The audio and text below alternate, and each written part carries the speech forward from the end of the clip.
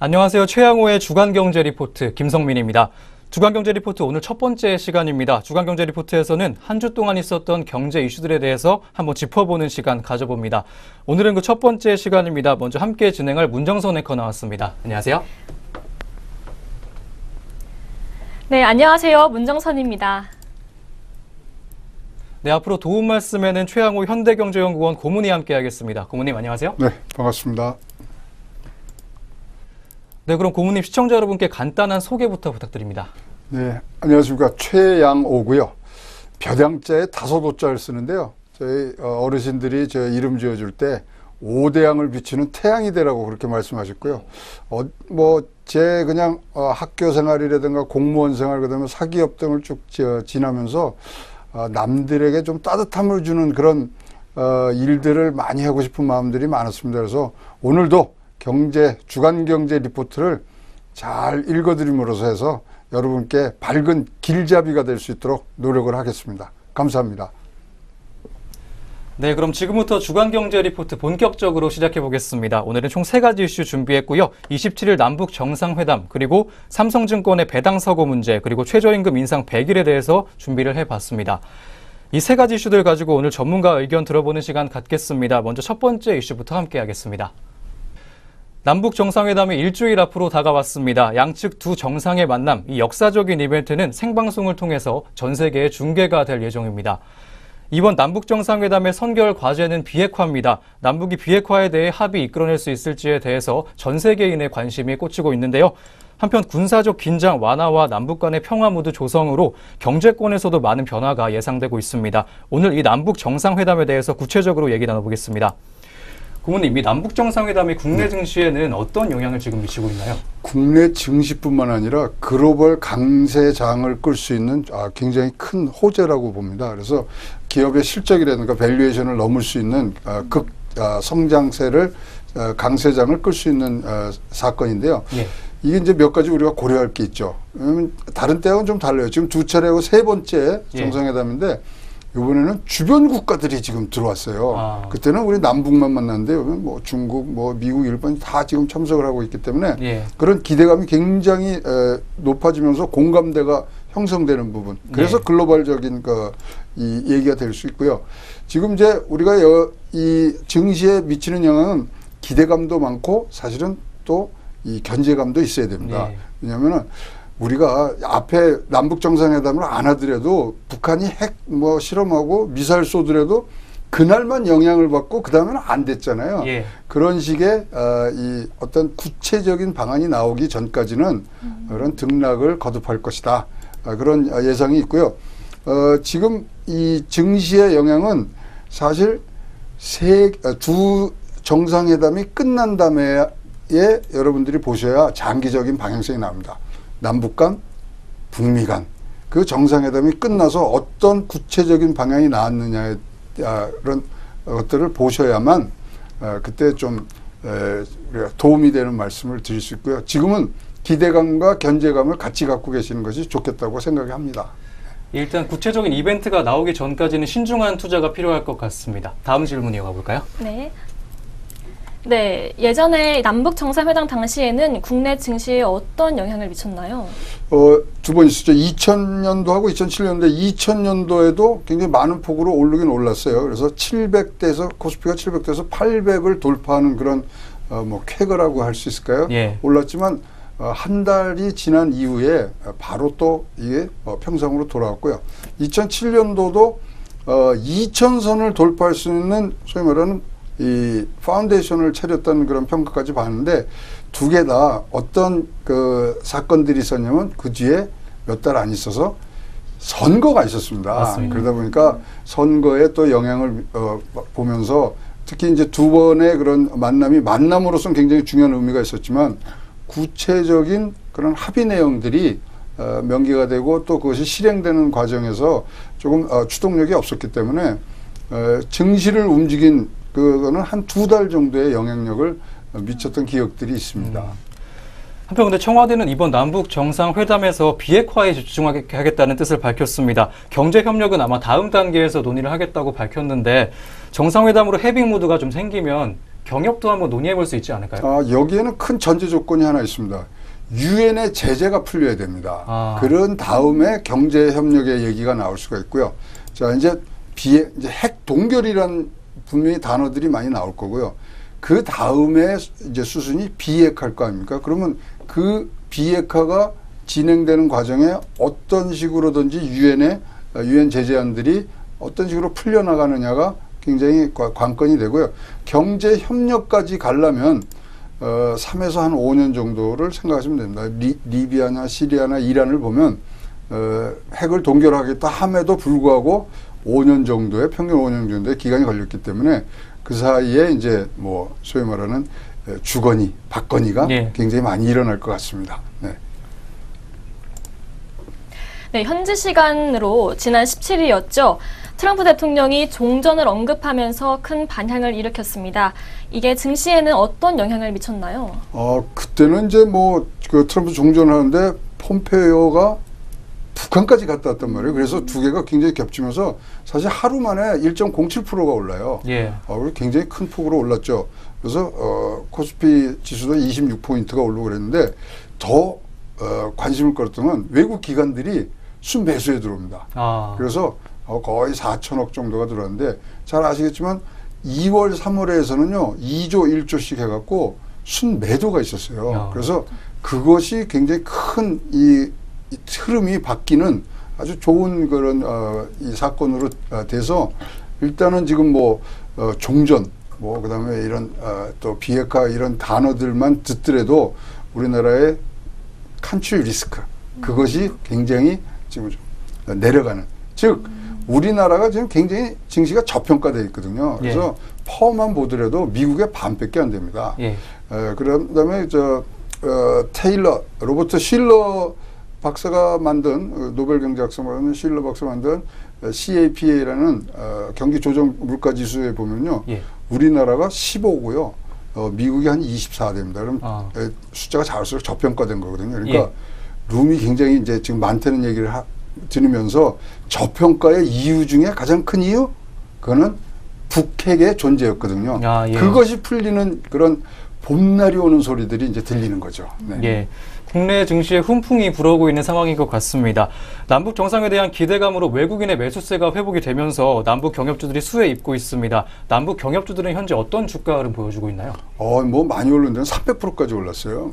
남강 토건이라든가 또 좋은 사람들 이런 데는 굉장히 300%인데 거기는 개성공단에 관련된 그래서 금강산 관광이라든가 뭐 대북 송전 그다음에 건설주 뭐 농약 비료 이런 데를 중심으로 해서 굉장히 큰 폭으로 오르고 있고요. DMZ 관련된 기업들도 굉장히 많이 오르고 있습니다. 그러나 이제 이것들이 사실 뭐 우리가 기대감이 지금 들어가 있기 때문에 사실 구체적인 정책이 안 나오면 굉장히 이제 또 이 반전을 거듭할 수 있는 가능성이 높기 때문에 우리가 굉장히 눈여겨봐야 되는데요. 특히 이제 경제 협력 이게 간다 그러면은 굉장히 좋은 주들이 건설주라든가 인프라에 관계된 주식을 이 업종을 하시는 분들이 굉장히 좋죠. 뭐 예를 들어서 전기 같은 경우는 지금 우리나라 경제 성장의 뭐 페이스를 맞추려 그러면 현재 북한이 생산하는 전기의 2배를 생산을 해야 되거든요. 지금은 7배 차이가 납니다. 그러면 굉장히 많은 양의 전기 송배전들이 들어가고요. 특히 또 이 도로 사정은 이제 뭐 이런 이 건설료를 보면 우리나라의 4분의 1밖에 안 돼요. 그러니까 이제 그 도로가 가는 인프라들 그런 것들이 지금 이제 수혜주로 보는데요.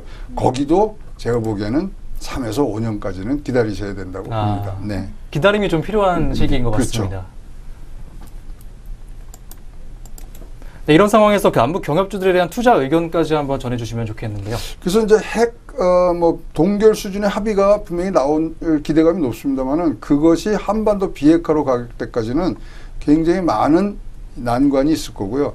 많은 시간이 필요합니다. 그래서 제가 이 남북 경협 뭐 이 주식에 대해서 좀 말씀을 드리려면 333 법칙을 좀 했으면 좋겠다. 세 개의 회담이 열려야지만 이게 끝납니다. 예. 남북 간, 북미 간, 그다음에 남북미 아. 세 회담이 끝나야지만 정상들이 모여서 해야 이제 구체적인 얘기가 나오고요.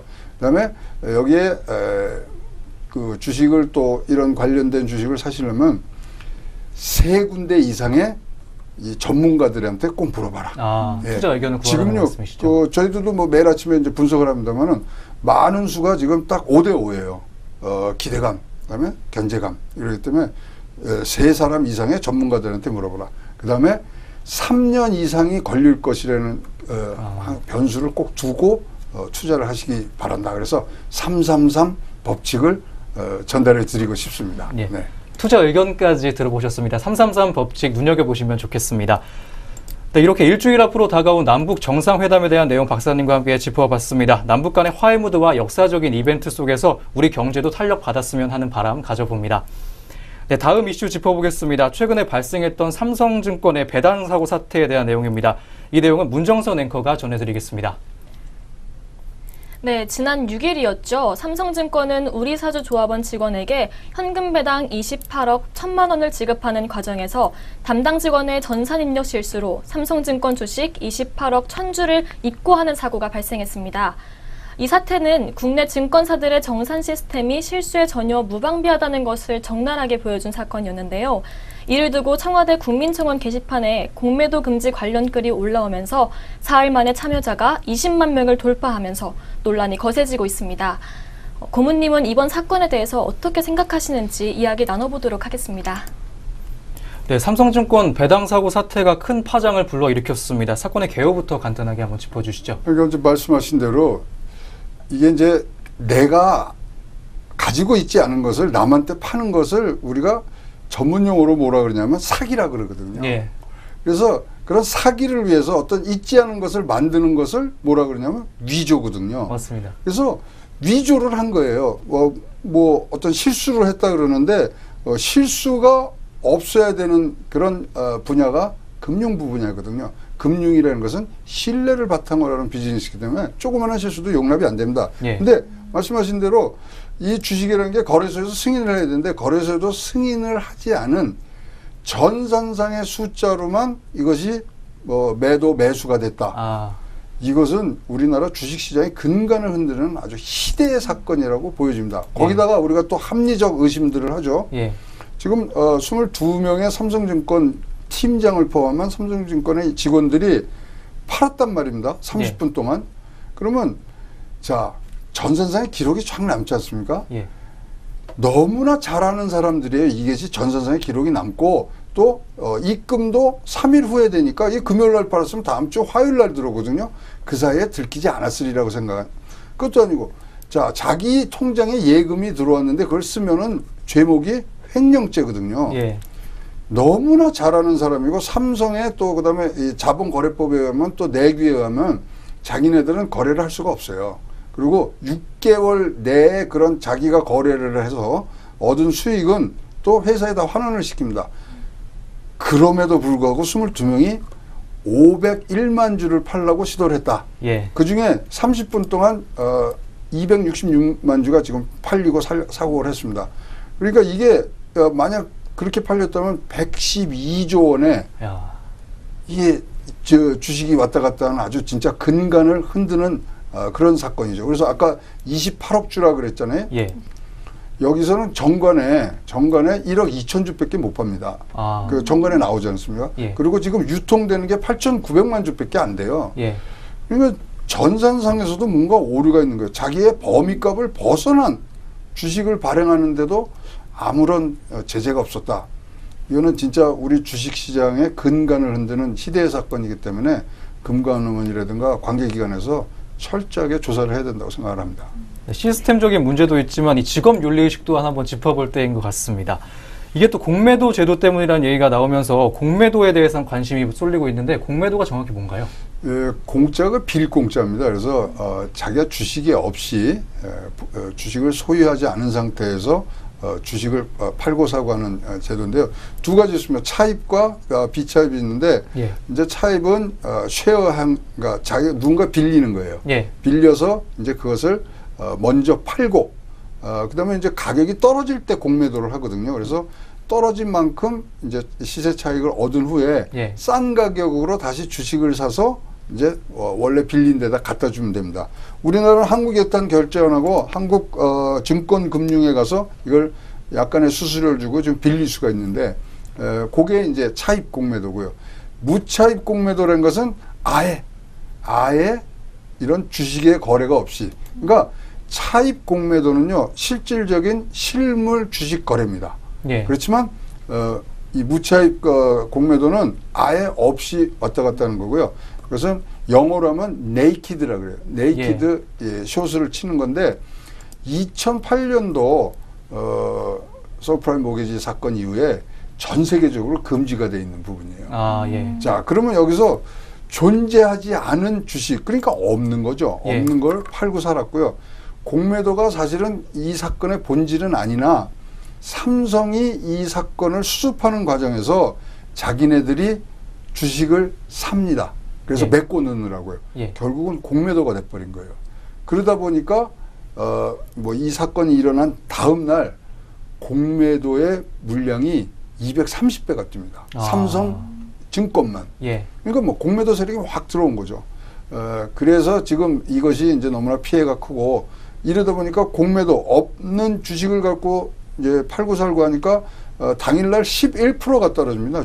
주가가. 예. 그러다 보니까 피해는 누가 입었겠어요. 그렇다면 개미, 소액 주식을 갖고 있던 그런 주주분들만 예. 손해를 입다 보니까 공매도 폐지 얘기가 나오고 있는 거죠. 네.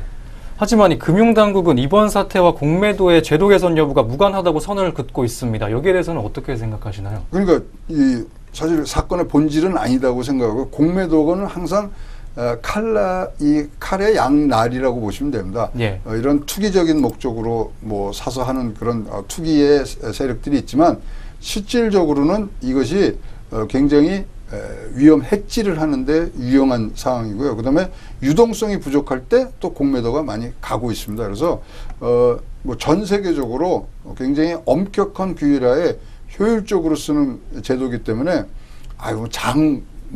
구데기 장 얘기하잖아요. 예. 구데기 무서워서 장 못 담그는 그런 상황이라고 보시면 되고요. 필요한 제도고요. 예. 이것은 효율적인 이 증권 시장의 운용을 위해서는 있어도 굉장히 도움이 되는 상황이고요. 이것을 악용한 사람들을 벌을 줘야죠. 예. 네. 네, 이번 사건을 통해서 삼성증권이 10년도 넘은 전산 시스템을 쓰고 있다는 것도 드러났습니다. 삼성에서 왜 이런 전산 시스템에 투자를 하지 않았던 걸까요? 2007년도에 대규모 전산 업그레이드가 있었고요. 그 사이에 2번 정도의 업그레이드를 했습니다. 간단히 했는데 예. 일단은 지금 이런 금융투자사들의 이제 흐름이 아웃소싱들을 많이 해요. 이 예. 부분. 근데 요번에 이 사건의 문제점 중에 하나는 발행하고 배당하는 회사가 같은 거죠. 아, 예. 그러니까 발행하고 배당하니까 누군가 견제할 수가 없었던 부분인데 실질적으로 지적하신 대로 시스템도 굉장히 노후화된 부분이 있는데 흐름이 아웃소싱을 하다 보니까 여기에다가 지금 자기네 투자를 안 하는 그런 아니란 생각들이 겹쳐서 이런 아주 최악의 사태가 나타난 걸로 보여집니다. 네, 삼성이라는 최고의 그룹이 시스템에 투자를 안 했던 것에 대해서 많은 의문이 있습니다.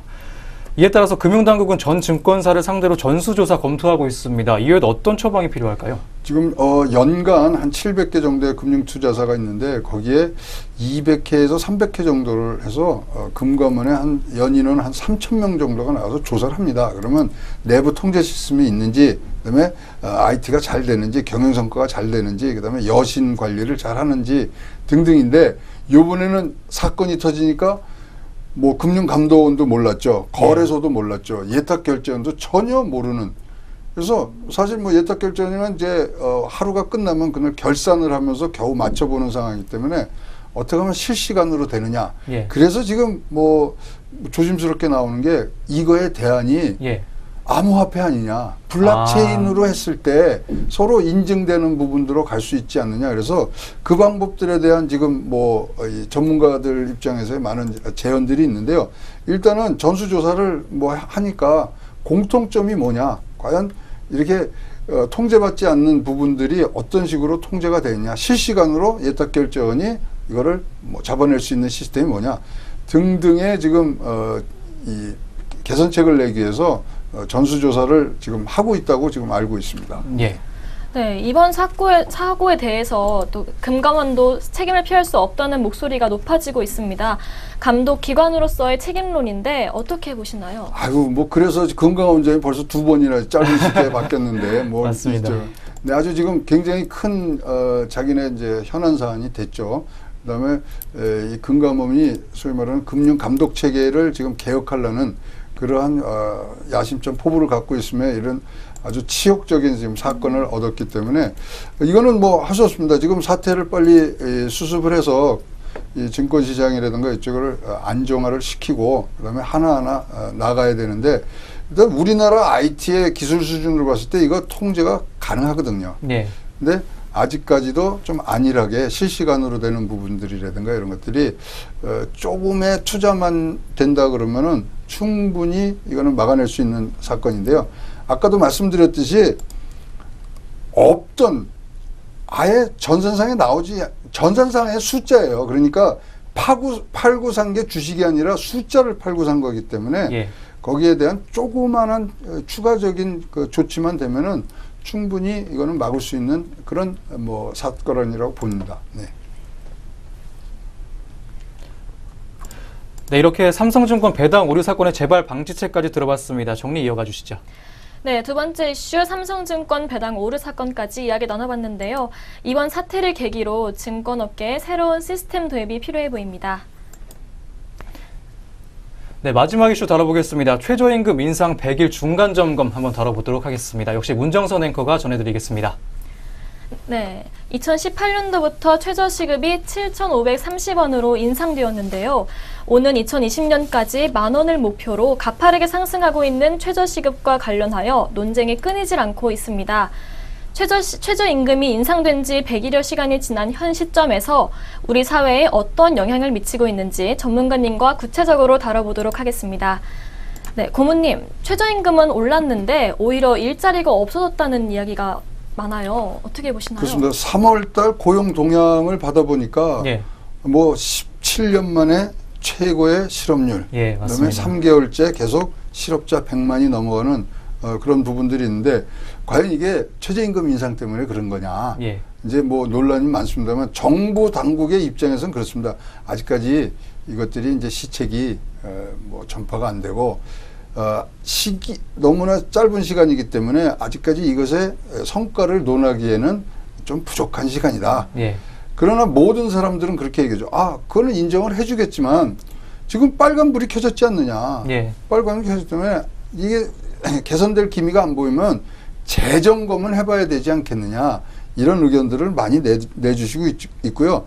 지금 소득주도 성장, 일자리 정책, 이게 사실은 굉장히 서로 이 상충되게 지금 움직이고 있거든요. 예. 노동시장을 굉장히 지금 이 비용 증가에 부분들을 많이 가는 최저임금, 근로시간 단축 이런 것들이 사실 일자리의 연계가 어떻게 될 거냐.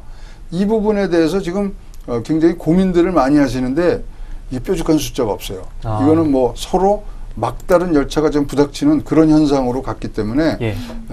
지금 굉장히 중요한 시기가 왔죠. 왜냐하면 이제 6월 달까지 또 최저임금 인상을 뭐 올해만큼 또 올려야 되는 그런 상황들이 왔기 때문에 예. 그래서 지금은 어떤 방향타를 갈 것이냐. 그래서 제가 몇 번 이제 뭐 공사석에서 이런 얘기를 했어요. 문재인 대통령께서 최저임금 지금 10,000원 공약을 하고 그거에 따라서 진짜 브레이크 없는 열차가 출발했거든요. 예. 그러면 공약을 수정할 수도 있다는 말 한마디에 굉장히 힘을 얻어서 많은 토의와 또 대타협을 통해서 이 정돈이 될 수 있는 부분이라고 하는데 예. 일단은 그 부분에 대한 뭐 소식은 들리지 않고 있습니다. 예, 네. 그렇습니다. 이 최저임금 인상되면서 물가가 또 더불어 높아지다는 지적이 많습니다. 최근 모치킨 업체는요, 배달료를 받겠다고 밝히면서 큰 화제가 되기도 했습니다. 어떻게 생각하시나요? 어저께 저는 난감한 일을 당했어요. 어저께 그 치킨을 시켰는데 예. 그 이제 듣기는 뭐 1,000원, 2,000원 배달료를 받는다는데 3,500원을 달라 그래요. 아, 늘어났나요? 예, 배달료. 그런데 우리 집이 조금 이렇게 교통량이 많은 데가 아니거든요. 이 3,500원, 여기는 차가 잘 안 들어오고 없어서 3,500원을 내려요. 그래서 이제 뭐 따져봤더니 이건 뭐 사실 당황은 했죠. 예. 당황은 했는데도 불구하고 이해는 갔어요. 예. 왜냐하면 자 우리가 이렇게 최저임금을 올리면 올린 만큼에 대해서 우리가 쉐어링하는 뭐 전체적으로 해야 되는 부분이 있기 때문에 예. 이것이 뭐 배달료가 올려된다가 뭐 식자재 물가가 오르는 부분들에 대해서 충분히 우리가 생각을 해야 된다고는 생각을 하지만 예. 뭐 진짜로 이것이 부담이 되는 분들도 굉장히 많으리라고 생각합니다. 그래서 맞습니다. 이 최저임금을 갔을 때 세 가지를 분명히 선제적으로 정부가 생각을 했어야 돼요. 첫 번째가 뭐냐면 물가 인상. 예. 분명히 물가 인상 요인이거든요. 예. 그다음에 실업률이 오를 수 있는가 없는가에 대한 분명히 어떤 선제적인 대응 방책이 있어야 되는데 없죠. 예. 보세요. 일자리 대책에 대해서 지금 작년에 11조 추경을 했어요. 예. 지금은 4조를 또 하고 있어요. 예. 그다음에 올해 본 예산에 17조가 들어가 있어요. 그렇게 엄청난 우리 혈세를 쓰면서도 일자리가 지금 들려오는 소식은 뭐 아주 참담한 소식들입니다. 맞습니다. 거기다가 결국 끝에 우리가 더 고민해야 될 건 그러면 기업의 수익성은, 기업의 매출은 세 가지에 대해서는 분명히 일어날 일인데 여기에 대해서 지금 뭐 아무런 대꾸가 없는 거예요. 그럼 선제적으로 이런 정책이 났을 때 이런 부작용이 있다 이런 것들에 서로 상관관계를 잘 생각을 하셔야 되는데 그런 부분들이 지금 뭐 닥치면 하고 뭐 이런 경향으로 가기 때문에 답답하죠. 예.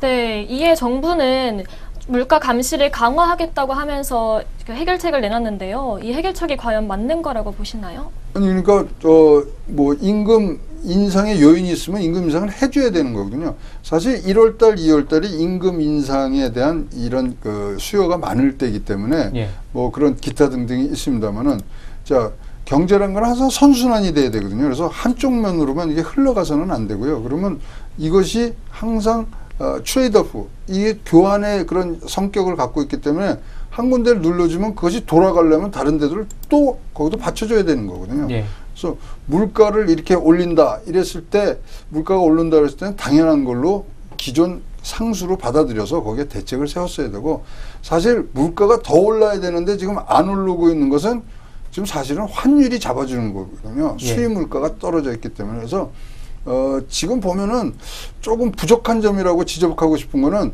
큰 그림을 그리시는 분이 없어요. 그래서 환율, 뭐 금리 이런 뭐냐면 한쪽 면만 봐요. 부동산 이건 근데 사실은 환율, 부동산, 주가, 금리 이런 것들이 다 한 그 바구니 안에서 돌아가는 거기 때문에 전체를 보시는 분이 좀 없다. 예. 뭐 속칭 선수가 없는 거죠. 선수가. 예. 네. 자, 끊겠습니다. 지금 마무리를 슬슬 하셔야 될 것 같아가지고 그러면 질문 2개를 뺄까요? 뒤에?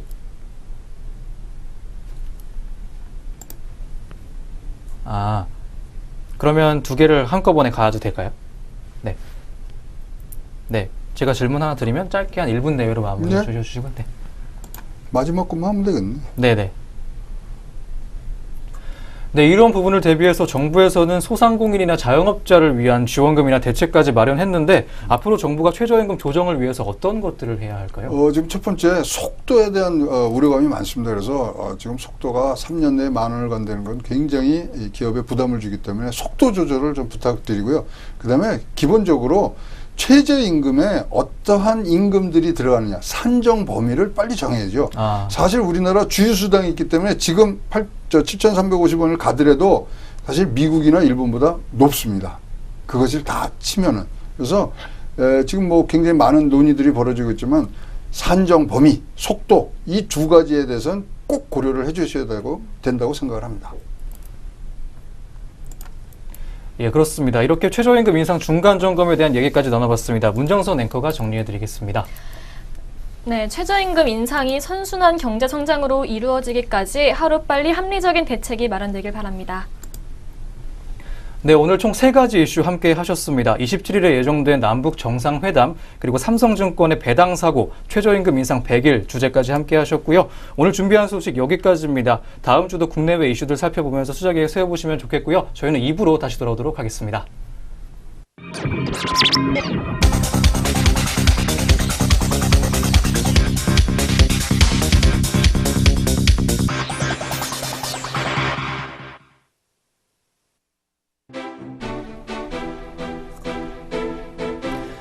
대한항공 조현민 전무가 광고대행사 직원에게 고성을 지르고 음료수를 뿌린 혐의를 받고 있습니다. 갑질 논란이 끊이지 않는 대한항공에 대한 내용 짚어봅니다. 댓글 조작 혐의를 받고 있는 필명 드루킹이 경제적 공준화 모임을 운영해 왔다고 합니다. 과연 무엇을 하는 단체인지, 그리고 어떻게 운영돼 왔는지 자세히 알아봅니다. 재건축 초과이익 환수제가 위헌이라면서 일부 재건축 단지들이 제기한 소송에 대해서 헌법재판소가 각하 결정을 내렸습니다. 그 이유는 무엇이었는지, 남아있는 논란과 향후 부동산 시장 전망까지 살펴보겠습니다. 잠시 후 최양호의 주간경제 리포트와 함께 하시겠습니다.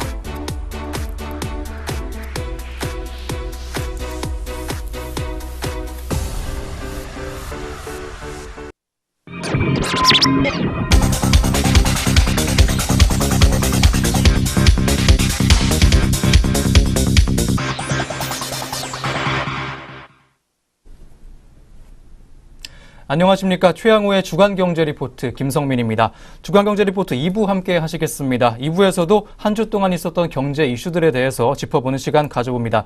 2부에서는 박희라 앵커와 함께합니다. 안녕하세요. 안녕하세요. 박희라입니다. 네, 역시 도움 말씀에는 최양호 현대경제연구원 고문님 함께 하시겠습니다. 안녕하세요. 네, 반갑습니다. 네, 그럼 지금부터 주간경제 리포트 2부 본격적으로 시작해 보겠습니다. 오늘 역시 3가지 이슈 준비했습니다. 대한항공 조현민 전무의 갑질 논란, 그리고 댓글 조작 드루킹의 경제적 공준화 모임 운영 사건, 그리고 헌재의 초과이익 환수제 위헌 소송 각하에 대해서 한번 살펴보겠습니다. 이 이슈들 가지고 오늘 전문가 의견 들어보는 시간 마련했습니다. 먼저 첫 번째 이슈부터 함께 하시죠. 대한항공 조현민 전무가 지난달 16일에 대한항공 본사 회의실에서 광고대행사 팀장에게 고성을 지르고 음료를 뿌린 혐의를 받게 되면서 여론의 도마 위에 올랐습니다. 조현아 전 부사장에 이어서 갑질 논란의 중심에 선 대한항공인데요. 이후 조현민 전무에 대한 다른 사실들도 추가 폭로가 되면서 국민적 공분을 사고 있습니다. 오늘 이 대한항공의 조현민 전무 갑질 논란에 대해서 한번 짚어보도록 하겠습니다. 대한항공 조현민 전무가 갑질 논란의 중심에 섰습니다. 이 사건 공론화 이후에 대한항공의 주가 흐름 어떤가요, 고문님? 지금 11% 정도가 지금 떨어졌죠. 예. 떨어져서 이 한진그룹에는 5개 상장사가 있습니다. 뭐 대한항공, 그다음에 한진칼, 그다음에 진에어 등 해서. 예. 근데 6조 1천억 정도의 시가총액이 지금 5조 8천억으로 떨어지면서 예. 한 3천억 정도의 주가가 지금 증발이 된 상태인데요. 예. 이러면 이제 우리가 재미난 게, 그러면 조현아 때는 얼마 없어졌, 물론 이제 그 자매간에. 근데 조현아 사건 때는 이제 2,500억 정도가 없어졌고요. 이번에 3,000억인데 이거 좀 잘 보셔야 돼요. 왜냐면 대한항공 주가가 좋았습니다. 올해 연초에 이제 대한항공이 내년이 창립 50주년이거든요. 그래서 굉장히 올해 많은 토대를 해서 창립 50주년을 크게 벌리려고 올해 이제 매출을 12조를 잡고 영업이익이 1조를 넘는 그런 굉장히 큰 포부를 갖는 계획을 마련했고요. 예. 7년 만에 처음으로 배당을 했어요. 아. 그러니까 주가가 올라요. 예. 주가가 오르고, 그다음에 최근에 국토교통부에서 델타 항공하고 합작 벤처 회사 허가를 내줍니다. 예. 그러면서 사실 15% 정도의 이 주가 상승이 있었어요. 근데 그거 다 까먹은 거죠, 이번에. 그래서 굉장히 기업의 오너 리스크가 얼마만큼 주가에 영향을 미치는지를 또 극렬하게 보여준 그런 사태가 됐습니다. 예. 물벼락뿐만 아니라 회의 중 괴성을 지르는 녹취록까지 공개가 된 상황입니다. 회의 중에 폭언이나 고함을 지르는 부분들도 법적 처벌이 가능할까요? 근데 이거 들어보셨어요? 그러니까 고함으로 법적 처벌을 그렇죠. 받는다. 저는 끝까지 못 듣겠더라고요. 그래서 근데 그거조차도 그 안에 있는 사람이 녹음한 게 아니고 바깥에 사무실 바깥에 있는 사람들이 벽에다 귀대고 녹음한 거라니까 예. 얼마나 큰 소리가 났는지 또 그 어머니 되시는 분 또 그 뭐 욕설하는 장면까지 나왔을 때 뭐가 잘못됐는지 참 궁금한데 사실 40살이 넘어가는 사람한테 가정교육이 잘못됐느니 뭐 이런 거 얘기하는 게 참 그 이상하잖아요. 맞습니다. 그러면 자기가 자신의 인격과 그런 품성을 갖춰 나가야 되는데 지금 법의 처벌 업무 방해죄가 되고요. 그다음에 만약에 물컵을 던져서 사람을 겨냥해서 뒀을 때는 특수폭행죄가 됩니다. 그래서 두 가지를 지금 고려를 하고 있는데 이거는 기업 문화 예. 누가 책임이냐?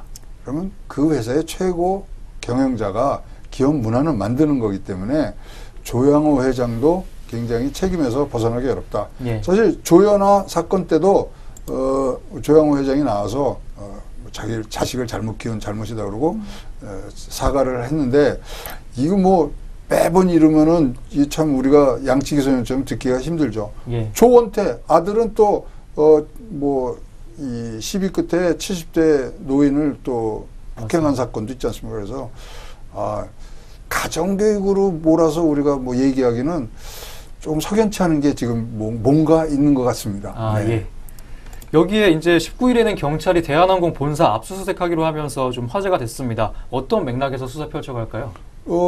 수사를 한다는 것 자체는 이제 전화기를 2대를 압수를 했어요. 예. 네, 그래서 거기에 직원한테 회유, 협박 등이 있었는지, 그다음에 뭐 또 이 최근에 나오는 이 오너 일가들의 그런 어떤 이 탈세 혐의, 그죠? 좀 외국에서 사갖고 그거를 이제 자기네 직원들이 뭐 비밀 통로로 나왔다는데 그게 사실은 오너의 갑질뿐만 아니라 무슨 물건이 담겨 있는지를 모르잖아요. 그러면 이거는 승객의 안전에 관한 문제거든요. 사실 뭐 굉장히 우리 그 배터리 같은 것도 지금 못 갖고 가게 돼 있는데 그런 물질이어서 공중에서 터졌다.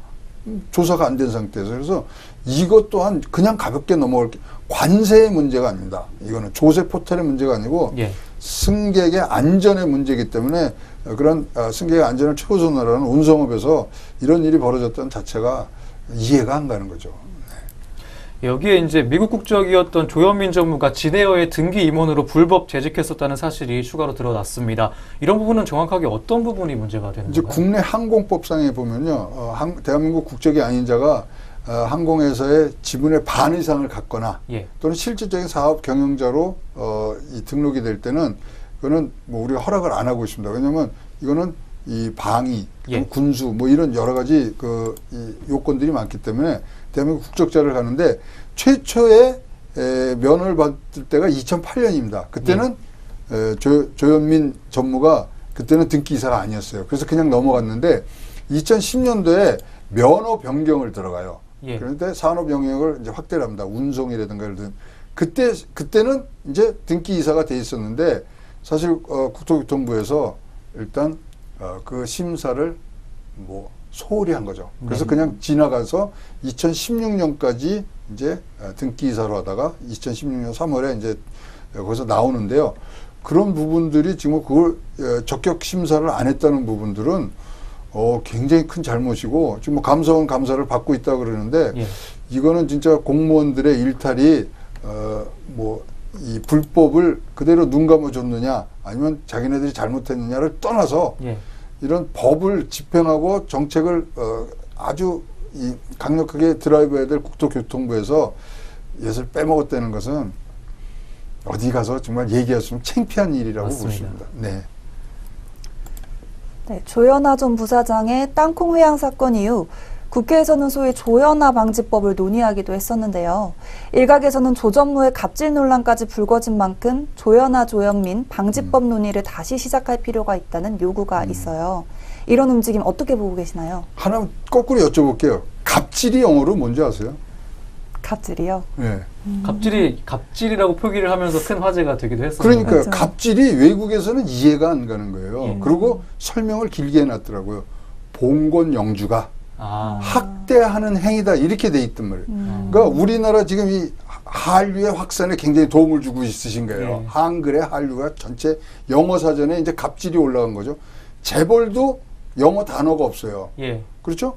그리고 이제 그렇다면은 이런 사태가 어떤 걸 얘기하냐면 다른 나라의 눈높이에서는 일어날 수 없는 일들이 대한민국에서 자행이 되고 있다는 그런 방증이고요. 지금 말씀하신 대로 이런 사건들이 일어나는 것이 뭐 내부의 어떤 법으로 될 일은 절대 아닙니다. 예. 근데 이런 거는 될 수가 있어요. 지금 조현아 부사장이 지금 복직을 했거든요. 예. 그러면 그거는 반대를 했어야 된다는 거죠. 이사회에서. 예, 예. 실정법 위반을 했고 회사의 이미지를 실추를 했으면 회사 차원에서 벌이 있어야 되는데 3년 3개월에 들어오는 거죠. 그래서 저는 이런 것들이 법으로 하는 게 아니라 이사회의 책임을 더 물어야 된다고 생각합니다. 만약에 미국에서 이런 일이 있다 그러면요. 다 100% 이사들을 상대로 해서 소송을 냅니다.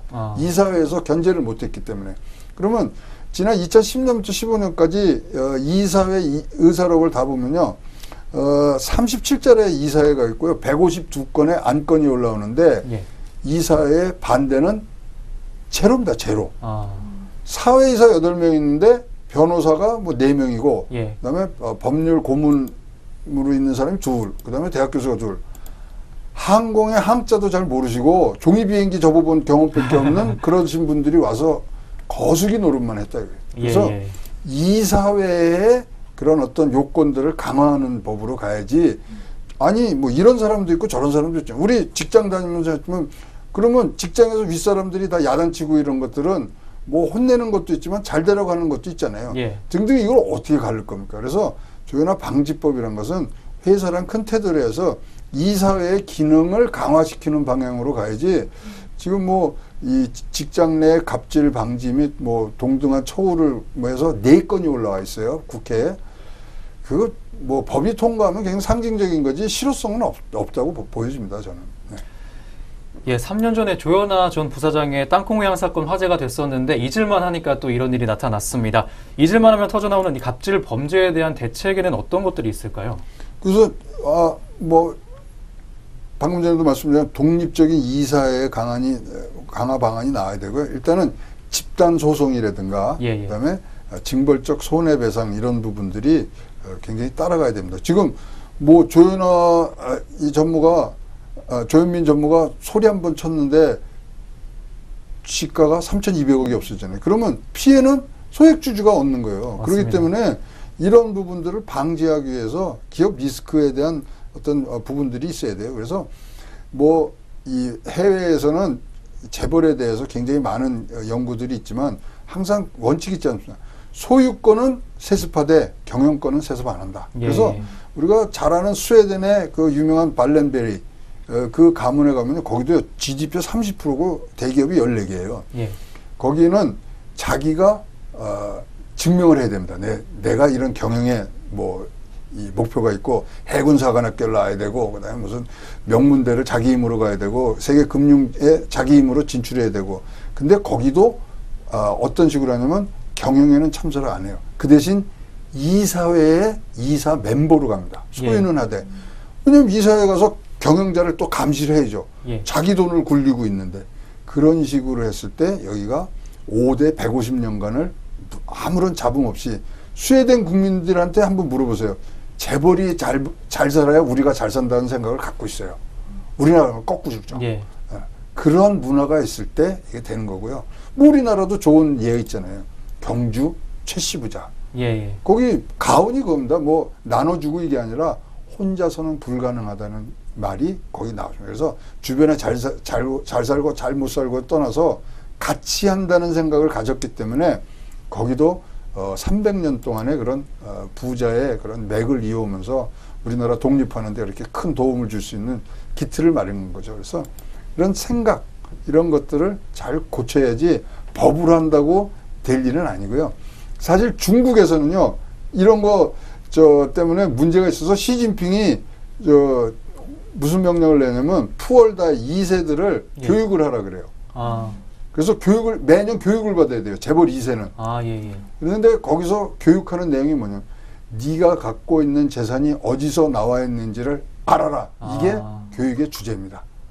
예, 이런 것들이 사회적으로 잘 공감대를 이룰 때 이런 갑질들이 없어지고 또 뭐 그런 방지책이 나오면서 나눔 그런 것들이 이루어지는 세상이 될 것 같습니다. 예. 네, 미국의 한 유력 신문은요, 조연아 조현민 자매 소개하면서 갑질이라는 한국어 그대로의 표현 사용했습니다. 그만큼 한국에서만 찾아볼 수 있는 비상식적인 문화라는 뜻인데요. 국제적 망신으로밖에 표현할 길이 없을 것 같습니다. 앞으로 이런 일 절대 있어서는 안 되겠습니다. 이어서 다음 이슈 넘어가겠습니다. 박희라 앵커가 전해드립니다. 시사부문 파워블로거 드롭킹의 댓글 조작 사건으로 세간의 관심이 집중되고 있는데요. 경찰의 조사가 이어질수록 의혹은 오히려 더 커지고 있습니다. 도대체 드루킹이 누구고 왜 댓글 조작을 했으며 경제적 공진화 모임은 무엇인지 자세한 내용 살펴보도록 하겠습니다. 드루킹의 존재에 대해서 다들 의문을 가지고 있는 상황입니다.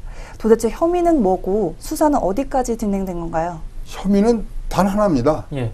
업무 방해죄죠. 예. 업무 방해. 왜냐하면 저희는 댓글을 조작을 하거나 또 댓글을 그런 뭐 어떤 방식으로든지 많은 양을 생산을 해서 그걸로 인해서 다른 여론을 조사하면서 다른 사람들의 순수한 이 업무에 방해가 됐다는 거 사실 한 건 걸려 있는 거고 지금 나머지 것들은 지금 경찰들이 계속 수사를 하고 있죠. 특히 지금 연간 11억이 들어가는 그런 누름나무 출판소를 운영하는데 수입이 하나도 없어요. 그래서 지금 이제 영장을 계좌 추적 영장을 했고요. 가서 수색을 해보니까 170대의 전화기가 나왔다는 겁니까? 그거 운영비라든가 20명 이상이 항상 있으면서 이런 작업을 했다는데 거기에 뭐 식대라든가 경비 이런 것들이 어디서 나왔냐? 예. 비누 팔아서 했다는데 그거는 좀 거짓말 같고요. 예. 그래서 그런 부분들이 이제 추가로 지금 수사가 되고 있고요. 그게 사실은 3주 전에 이루어졌어야 되는데 그런 것이 지연되니까 지금 경찰들이 또 경찰청이 비난을 받고 있는 그런 요소가 되고 있습니다. 여기에 대해서 바른미래당 안철수 인재영입위원장도 발언하고 있는 상황입니다. 드루킹이 대선 때 자신을 비판했고 이게 문재인 캠프의 지시 여부가 있었는지 수사 의뢰까지 한 상황인데요. 지금 관련 문건도 확보했다고 하는데 이게 어떤 문건일까요? 안철수 위원장은 좀 여기 원한이 맺혀 있고요. 예. 드루킹이 이제 2012년 이후에 완전히 스토킹 수준으로 안철수 뭐 당대표 뭐 후보 이를 굉장히 스토킹 수준으로 괴롭힙니다. 예. 근데 가장 이제 컸을 때가 언제냐면 3차 TV 토론 때 이제 내가 MB 아바타냐 뭐 그런 얘기 나올 때요. 사실 여론조사하면 두 개가 서로 뭐 똑같이 안 나올 때가 있었어요. 그때도 무슨 얘기냐면 코리아 리서치에서는 안 후보가 이겼고 한국 리서치에서는 문 후보가 이겼을 때가 있어요. 그때 아주 집중적으로 이 안 후보를 비난을 하는 댓글들이 많이 나오죠. 그런데 그게 이제 드루킹이 했다. 뭐 이런 이 생각을 갖고 있고요. 거기에 대해서 이제 이 소위 말하는 안철수 후보가 무슨 이제 문건이 있다 그러는데 그것도 뭐 빨리 나와서 이제 수사에 도움이 될 수 있는 부분들로 가야 되고요. 그냥 국정원 댓글 사건 뭐 이런 거하고 다 비교를 하고 이것이 대선의 사조직이었냐 이런 건 정치적 분야이기 때문에 뭐 우리가 여기서 가타부터 얘기를 할 수 있는 건 아니지만 이게 굉장히 뇌관인 것만은 사실이고요. 이런 정치적 불안감이 확산이 되면요. 주식은 영향을 받거든요. 그래서 그런 부분들이 걱정이 좀 앞섭니다. 이 필명 드루킹 김모 씨는 경제적 공진화 모임이라는 온라인 카페 운영했다고 합니다. 이 경제적 공진화 모임이라는 게 뭔가요, 부모님? 공진화라는 것 제가 뭐 이 공부를 좀 했어요. 그랬더니 이게 나는 뭐 같이 나간다 이게 아니고 같은 진화를 한다는 뜻이래요. 공진화. 그래서 영어로 들으니까 또 쉽게 나오더라고요. co-evolution. 그래서 나의 어떤 나와 다른 그런 집단 간의 상관관계에 있어서 서로 영향을 주면서 이것이 함께 진화를 한다는 그런 모임, 그런 뜻이랍니다. 그러니까 쉽게 얘기하면 우리가 나비가 저 꽃에 앉아갖고 그런 뭐 꿀을 먹는다든가 화분을 하면은 그 나비를 또 새가 먹고 그러면서 생태계가 형성이 되는 부분 그것을 굉장히 깊이 있게 얘기한 게 공진화인데 그거를 경제 쪽에 갖다 붙인 거죠. 그래서 같이 해야 되는데 경제 공진화 모임은요 일단 다른 게 아니라 우리나라의 주인이 되고자 한다는 뜻을 밝히는 그런 아주 거창한 모임이라 그러는데 예. 실제적으로 시작은 소액 주주를 많이 모집을 해서 어떤 대기업에 대한 어떤 그런 부당한 일들을 맞서기 위해서 했고요. 뭐 보니까 찾아보니까 참 이 여러 가지 이 뭐 음양오행설, 그다음에 한의학, 그다음에 이 옛날에 그런 종교서적들을 다 모아놨는데 재미난 것은 이 발족하는 날이 예.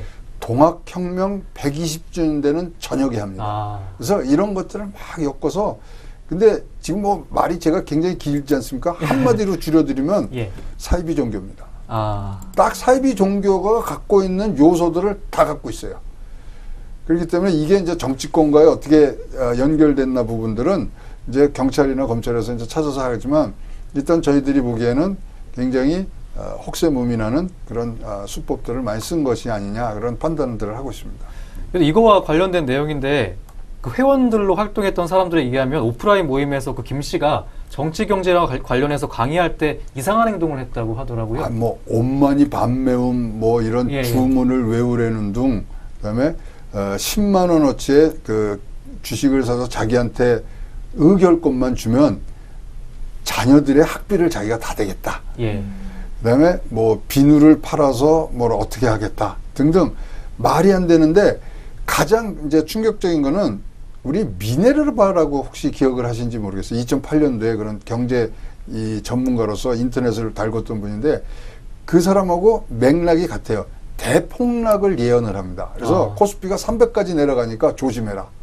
이런 식으로 해서 많이 그런 위기감을 느끼게 하면서 불안감을 준 거예요. 예, 불안감을 주고 또 그 떨어지면 떨어지는 것이 뭐 어떻게 됐다. 그걸 또 핑계를 대고 근데 그러면서 송하 비결이라는 예언서가 있어요. 예. 그것에 비견해서 지금 상황은 이렇게 가고 저렇게 간다 그러는데 송하 비결 이런 게 몇 개 맞췄어요. 월드컵이라든가 뭐 평창 올림픽 이런 걸 맞췄지만 잘 안 그게 맞을 수가 없잖아요. 예. 그래서 그런 진짜 아까 말씀드렸는데 사이비 집단이 갖고 있는 특성을 아주 적나라하게 경제 쪽으로 갖다 붙인 집단이 아닌가 이렇게 보여집니다. 예. 예. 이 단체 운영 자금이 핵심이라고 할 수 있을 텐데 어떻게 운영됐을까요? 아까 말씀드린 11억이 든답니다. 1년에. 예. 그 자기네들 추산을 하면. 일단 3계층을 쓰기 때문에 집 월세만 485만 원이고요. 예. 170만 원, 뭐 20명, 그 다음에 이런 거 하는데 지금 수익을 따져보니까 4천만 원밖에 안 되더라고요. 비누 팔아봐야 비누 팔아서 11억이면은 뭐 우리나라 굴지의 비누 회사죠. 예. 예. 그래서 그게 이제 아구 안 맞고요. 이제 요 자금을 관리한 박모 씨, 필명은 서육입니다. 예. 그 사람을 지금 이제 신병을 확보를 해서 그래서 이제 조사를 하고 있다고 보아지기 때문에 만약에 그런 11억이 정치권과 연결되면 이거는 게이트로 넘어갈 수 있는 개연성이 무지무지하게 높아지는 거죠. 네. 예. 이번 드루킹 사건이 공론화가 되면서 국내 증시에도 영향을 미쳤을까요? 그 지금은 뭐 바로 나타나진 않지만 예. 예를 들어서 최순실 게이트 예. 같은 데 있어서는 뭐 그때도 한 11%, 12%가 떨어졌으니까. 근데 그게 참 재미난 게요. 박근혜 대통령이 탄핵이 선고되는 날 주식시장이 움직였느냐 안 움직였느냐를 기억하실지 모르지만 그날은 움직이지를 않거든요. 예. 근데 최초의 촛불 집회가 일어난 날 대규모 그날은 진짜로 엄청난 폭의 주가 하락이 있었습니다. 그래서 여기도 이제 지금 수사 단계이기 때문에 이것이 뭐 주가에는 지금 영향이 없지만 결정적인 증거가 나왔을 때는 분명히 주식에는 영향이 옵니다. 정치권의 불안정 이거는 주식시장이 제일 싫어하는 거거든요. 그래서 심지어는 탄핵 선고가 나오는 날은요 주가가 약간 올라요. 예. 불확실성이 없어졌기 때문에. 예. 그래서 지금 많은 이제 이 소위 말하는 고비고비를 넘어가야 되는데 예. 그때마다 결정적인 거 나왔을 때는 굉장히 영향을 받을 거고 진작 완전히 이게 해결이 됐다. 예. 그런 소식이 나올 때는 주가는 움직이지 않을 것 같습니다. 네. 네, 이렇게 드루킹 사건에 대해서 고문님과 함께 이야기 나눠봤는데요. 아직 드루킹 사건에 대한 정확한 수사 결과가 나오지 않았기 때문에 사건의 결말은 더 지켜봐야 할 것 같습니다. 이어서 다음 이슈 짚어보겠습니다. 네, 다음 이슈는 헌법재판소가 초과이익 환수제 위헌 소송을 각하했다는 내용인데요. 박기라 앵커가 역시 전해드리겠습니다. 네, 주택, 재건축 등으로 얻은 이익의 일부를 국가가 거둬들이는 재건축 초과이익 환수제가 올해부터 재시행됐습니다. 이에 서울 송파구 잠실동을 비롯한 재건축 아파트 단지 8곳이 재건축 초과이익 환수제가 국민의 평등권, 재산권, 행복, 추구권을 침해한다면서 헌법 소원을 냈는데요. 그러나 헌법재판소에서는 초과이익 환수제 위헌 소송을 각하했습니다. 이 내용에 대해 구체적으로 얘기 나눠보도록 하겠습니다. 예, 이 초과이익 환수제가 2012년 12월부터 유예가 돼 오다가 1월부터 다시 시행이 됐습니다. 다시 시행하게 된 계기가 있을까요? 좀 뭐 과잉 유동성이 이제 부동산에 이제 들어오고 우리가 또 굉장히 부동산 대책에 대해서 문재인 정부가 굉장히 공을 들이고 있는 상황에서 예. 집값 안정 또 뭐 가계 부채 이런 것들에 해서 아주 전방위적인 부동산 대책 중에 하나로 이게 됐죠. 그다음 특히 재건축이 많이 일어나는 데가 어디입니까? 강남 3구, 4구 이러기 때문에 그때 투기 지역 쪽으로 돼 있는 부분들이 거기서 집값 오르는데 영향이 재건축은 일단은 좀 땅값이 올라가거든요. 그래서 예. 그것을 잡기 위해서 뭐 유예를 더 해줄 수 있음에도 불구하고 일단은 집값 잡는 목적으로 이제 갔죠. 네. 이 헌법재판소가 전국 11개 재건축 조합이 낸 헌법 소원을 각하했는데 정확한 이유가 뭘까요? 이제 각하라는 뜻이 이게 뭐 이게 내용이 맞냐 틀리냐를 떠서 법적으로 소송 요건이 안 된다는 뜻이죠. 예. 무슨 얘기냐면은 지금 여기 있는 사람들은 이제 준공인가가 난 게 아니고 지금 관리 처분 계획을 뭐 아직 안 한대요. 그렇기 때문에 소위 말하는 부담금을 계산할 수 있는 그런 어떤 토대가 하나도 안 돼 있거든요. 그래서 법적 요건이 안 된다. 소송 요건이 안 된다서 각하를 했는데 사실은 1994년도에 예. 벌써 이 부과금에 대한 이런 뭐 조치는 위헌이 아니다. 그래서 뭐 법적인 그런 어떤 근거만 마련하면 된다고 대법원에서 이제 판결을 내린 적이 있고요. 2008년도도 부담금에 대해서 또 이 소송이 올라왔었는데 그때도 사실 각하를 합니다. 그때는 개발 부담금이 확정되지 않은 상태에서 재판을 내릴 수 없다. 그래서 소송 요건이 안 됐기 때문에 이번에는 각하를 한 그런 사건입니다. 예. 네, 그럼 이 재건축 조합이 준공 시점에 재건축 부담금 낸 뒤에 다시 헌법소원 청구할 수도 있는 건가요? 그럼요. 이거는 지금 국민 행복 추구권이라든가 사유재산권에 관한 문제이기 때문에 예. 이제 부담금이 확정이 되면은 소송이 한번 더 붙겠죠. 예. 사실 이 부분에 대해서는 뭐 아까 말씀드린 대로 2008년도에 그런 1994년도에 그런 각하가 되고 또 위헌이 아니다는 것은 나왔지만 이런 부분들이 아직은 계속 진행형으로 간다고 보시면 되겠습니다. 예. 네, 초과이익 환수제에 대한 내용 들어봤습니다. 정리 박희라 앵커가 도와주겠습니다. 네, 헌법재판소의 이번 결정으로 강남권 재건축 시장이 휘청일 가능성이 있다고 전망하고 있습니다. 작년 말까지 관리처분 인가를 신청하지 못한 단지들은 초과이익 부담금을 피할 가능성이 줄었기 때문입니다. 앞으로 부동산 전망을 더 주의 깊게 살펴봐야 할 것 같습니다. 네, 이렇게 오늘 총 3가지 이슈 살펴보셨습니다. 먼저 대한항공 조현민 전무의 갑질 논란, 그리고 댓글 조작 드루킹, 그리고 경제적 공진화 모임까지 살펴보셨고요. 헌법재판소가 초과이익 환수제 위헌 소송을 각하했다는 내용까지 한번 살펴보셨습니다. 네, 오늘 최양호의 주간경제 리포트 준비한 소식 여기까지입니다. 다음 주도 국내외 이슈들 살펴보시면서 투자 계획 세워보시면 좋겠습니다. 저희는 다음 이 시간에 새로운 주제들로 찾아뵙겠습니다. 시청해주신 여러분 고맙습니다.